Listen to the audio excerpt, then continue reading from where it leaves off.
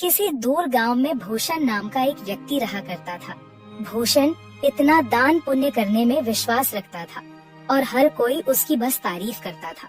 भूषण के पास भले ही अपने खाने को कुछ न हो, लेकिन वह दान पुण्य करने में कभी पीछे नहीं हटता। एक रोज सुबह सुबह भूषण खाना बनाकर जैसे ही खाने बैठा, उसके दरवाजे पर एक साधु का आना होता है। कुछ खाने को दे दो बेटा, कल से भूखा हूँ, कुछ खाया पिया ही नहीं है और अब तो चला भी नहीं जा रहा। अरे साधु जी, आप अंदर आइए और मेरे साथ बैठ के खाना खा लीजिए। अरे इतने खाने से मेरा पेट नहीं भरने वाला। कोई बात नहीं, मैं आगे मांग कर खा लूँगा। तुम खाना खाने बैठे हो तो खा लो बेटा। अच्छा साधु जी, यह खाना आप ही खा लीजिए, मैं भूखा रह लूँगा क्योंकि रात में मैंने खाना खाया था। इतना कहकर भूषण अपनी थाली उस साधु जी की तरफ बढ़ा देता है। साधु जी भी खाना देखकर दोनों हाथों से जल्दी जल्दी खाने लगता है और खाना खाने के बाद साधु जी भूषण को ढेर सारा आशीर्वाद देते हुए कहते हैं, भगवान तुम्हें हमेशा खुश रखे बेटा। तुमने अपने हिस्से का खाना मुझे खिलाया है। आजकल ऐसे दानवीर लोग मिलते ही कहाँ हैं। तुम्हारा भला हो बेटा। इतना कहकर साधु जी वहाँ से चले जाते हैं। लेकिन भूषण को भी भूख लगी थी। अब वो रसोई में जाकर रसोई में रखे डब्बे को देखने लगता है, जिसमें अन्न का एक दाना भी नहीं था। चलो कोई काम देखता हूँ, कहीं से खाने पीने का बंदोबस्त तो हो जाएगा। बस उस बेचारे का पेट भर गया, मुझे बहुत सुकून मिल रहा है। अब भूषण घर से निकलता है। तभी उसे गांव का मदनलाल देखकर अपनी पत्नी से कहता है, अरे कब से यह अनाज की बोरियां अकेले ही उठा रहा हूँ। अभी भूषण को बुलाता हूँ, तुम देखना वह कैसे मेरी मदद करेगा। उसे तो वैसे भी लोगों की मदद करने का भूत सवार है। खुद भले ही जेब में फूटी कौड़ी ना हो, लेकिन बड़ा दानवीर बनता है। अब मदनलाल भूषण को आवाज लगाकर बुलाता है।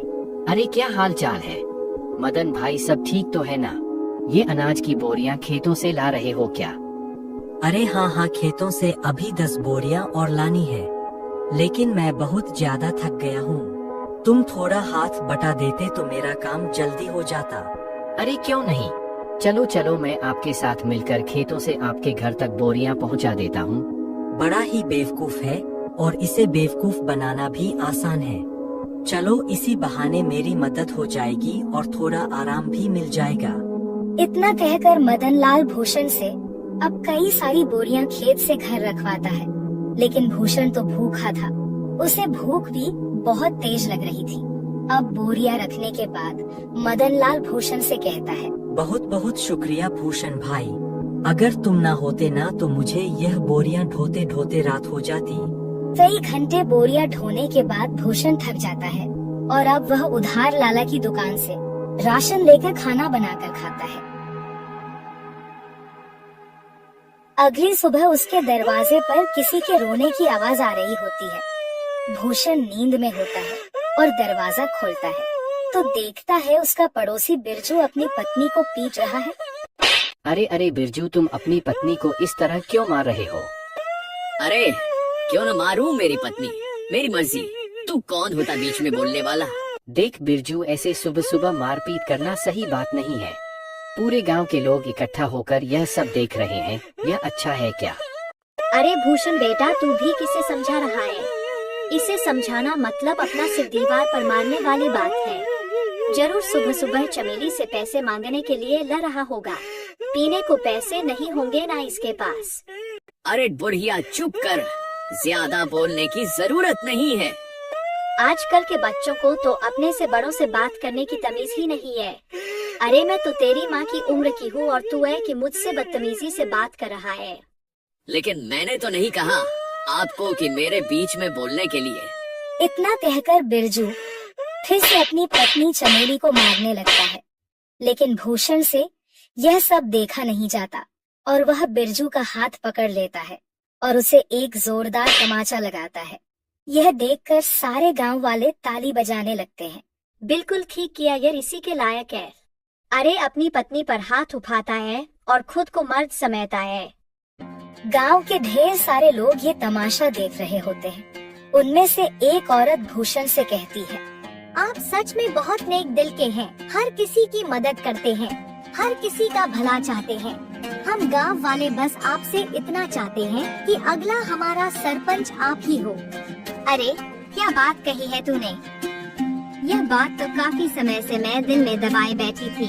अरे हाँ हाँ बिल्कुल, भूषण भाई गांव का सरपंच बनेंगे तो गांव में विकास होगा, तरक्की होगी। उस सज्जन सिंह के पास तो गांव के लोग जाने से भी डरते हैं, और रही उसे कुछ कहने की बात तो कोई भी उसके सामने मुंह नहीं खोल पाता। भूषण हर किसी की हर तरह से मदद करता था, जिस वजह से गांव के लोग भूषण को अपना अगला सरपंच बनाने का फैसला करते हैं। अब सरपंच तक यह बात पहुंचती है। सरपंच तिलमिला उठता है। क्या भूषण की इतनी हिम्मत खाने को लाले पड़े हैं, लेकिन सरपंच बनने का सपना देख रहा है। इसे तो मैं छोड़ूंगा नहीं। अरे हाँ मालिक, और तो और गांव वाले कह रहे हैं कि चाहे कुछ भी हो जाए, सरपंच तो भूषण ही बनेगा। अब आपको ही कुछ करना होगा, वरना भूषण आपकी गद्दी लेकर ही मानेगा। सरपंच अब सोच में पड़ जाता है कि वह ऐसा क्या करे जिससे उसके रास्ते का कांटा भूषण हमेशा हमेशा के लिए इस गांव से चला जाए। अगले चुनाव में गांव के लोग भूषण को सरपंच बना देते हैं। अब ऐसे ही कई दिन बीत जाते हैं, और जब राशन देने की बारी आती है तो सरपंच बड़े ही चालाकी के साथ राशन में मिलावट करवा देता है, जो भूषण को बिल्कुल पता नहीं चलता। अरे बेटा, तुझे सरपंच बनता हुआ देख बहुत खुशी हो रही है। अब कम से कम राशन तो समय पर और अच्छा मिलेगा। अरे हाँ हाँ, सब कुछ अच्छा ही होगा। आप लोगों ने इतना विश्वास करके मुझे इस गांव का कार्यभार संभालने का जिम्मा दिया है, और इसे मैं अच्छे से निभा सकूं, बस यही दुआ करिएगा। हाँ, अब गांव में विकास और तरक्की आने से कोई नहीं रोक सकता।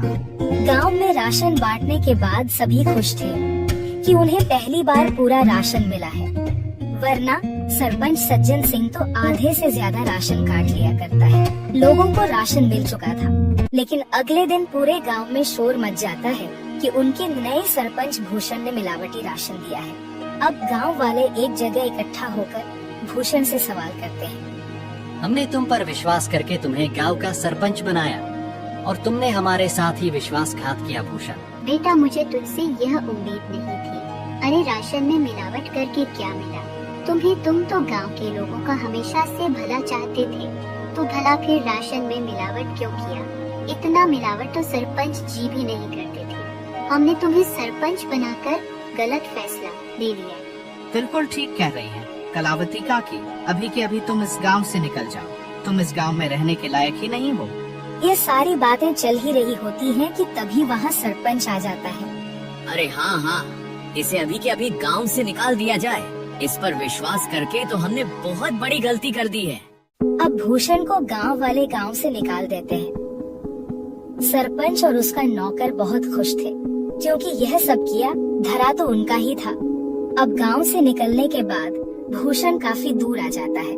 वो थक कर एक पेड़ के नीचे बैठकर गांव वालों के बारे में सोचने लगता है। जिन गांव वालों का मैंने इतना साथ दिया, खुद से पहले उनके बारे में सोचा। आज उसी गांव ने मुझे निकाल दिया। अरे राशन में मिलावट भला मैं क्यों करूंगा, और अगर मैंने गांव वालों के राशन में मिलावट नहीं की है तो फिर यह सब जरूर सरपंच का काम है। कोई बात नहीं, मेरे इतना कहने पर भी गांव वालों ने मेरा साथ नहीं दिया। मैं इसे कभी नहीं भूलूंगा। इधर सरपंच फिर से अपनी चाल चलता है और गांव वालों का विश्वास जीत लेता है। गांव वाले एक बार फिर सरपंच सज्जन सिंह को अपना सरपंच मानने के लिए मजबूर होते हैं, क्योंकि उन्हें भूषण भी धोखेबाज लगता है। ऐसे ही धीरे धीरे महीना बीत जाता है और भूषण का कहीं अता पता ही नहीं था। एक रोज सरपंच का नौकर जंगल के रास्ते घर आ रहा होता है। तभी वह दो आदमी को बातें करते हुए सुनता है, जो भूषण के बारे में बात कर रहे थे।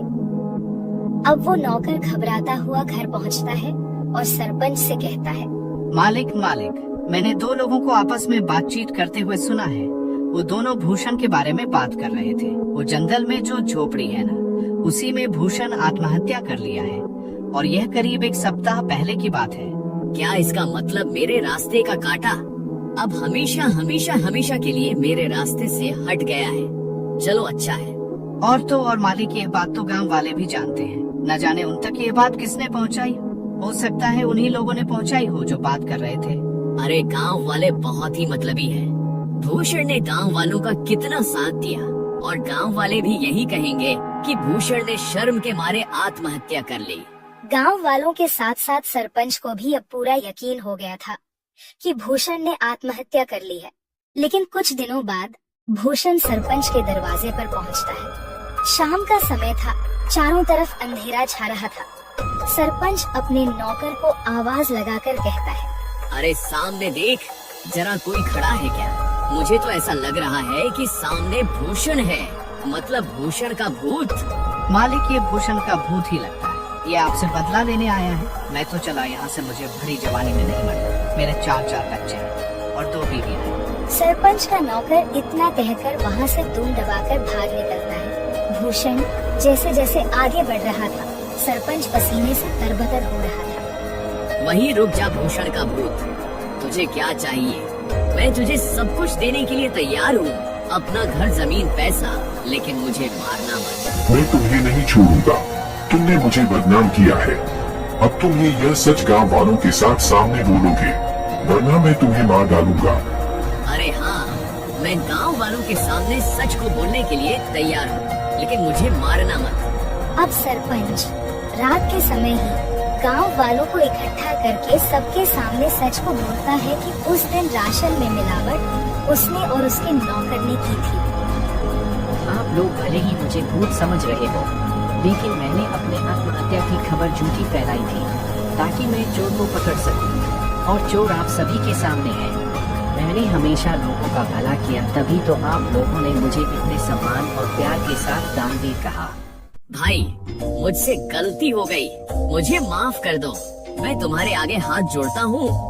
अब उसी वक्त गांव वाली सरपंच को गांव से निकालकर सरपंच की जगह भूषण को गांव का सरपंच बनाते हैं और भूषण से माफी मांगते हैं कि वह सरपंच की बातों में आ गए थे और उन्होंने बिना सोचे समझे उसे गांव से निकाल दिया था।